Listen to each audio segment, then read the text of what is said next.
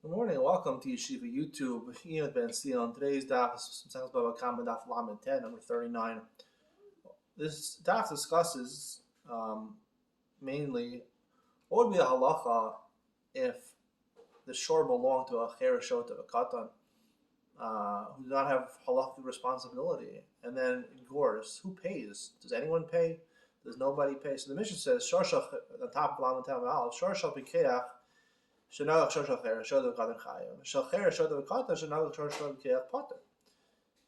belonged to a chereshot or katan the shore, here potter. Now Rashi in the Mishnah says, "Bigmar mafarish the ena midin apatrapos atam ligbos megufo." When this came muad, no midin apatrapos. The Gemara does discuss this, whether eventually after it becomes a muad, you have to make an apatrapos.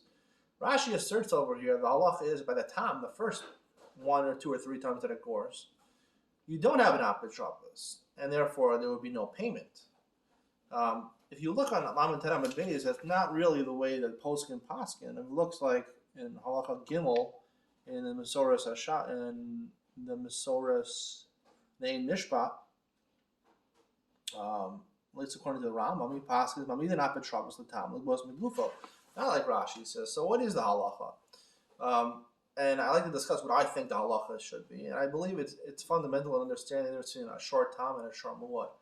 I discussed this many times. The reason shore is karen, really, basically an animal for intent to gore something. You can only establish the animal has intent once it gores three times. That's the concept of muad. A short tam, we're not sure if it has intent. That's for where you pay chatzi nezek. But there's a more fundamental difference in a short tam and a short muad.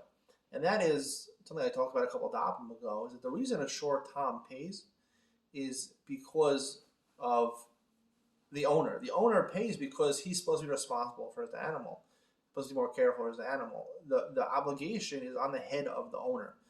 By a shor muad, it's already an animal that's established as a chazaka that it gores. It's hard to watch such an animal. You see on Lamed Ten Amud Beis, you don't even need such a big shmira for him because you can't watch an animal like that. It's hard to watch an animal like that. Therefore, the liability is squarely on the head of an animal. Now, obviously, an animal doesn't have any money, so therefore, the person who pays that is the owner. The owner pays nezek shalim, but the chiyuv is on the head of the animal, as opposed to the tam, where the chiyuv is on the bailim, is on the owners who are not being careful with their animal. And I think that really resolves this question over here. Rashi, he knows the halacha is that a tam is different than a muad. Even though the halacha clearly is that even by a tam, he's talking about the first time the shor gores. The first time the shor gores, you don't know is going to gore. So there's no apotropos for pay. Even apotropos, you have to warn him the second or third time. So the first time the shor gores, so that's what Rashi means over here. You're potter. As the Mishnah says, you're potter, you're exempt until, and it could be the second or third time you have an opportunity to make an apotropos. Technically, you're potter. However, in reality, you're chayav.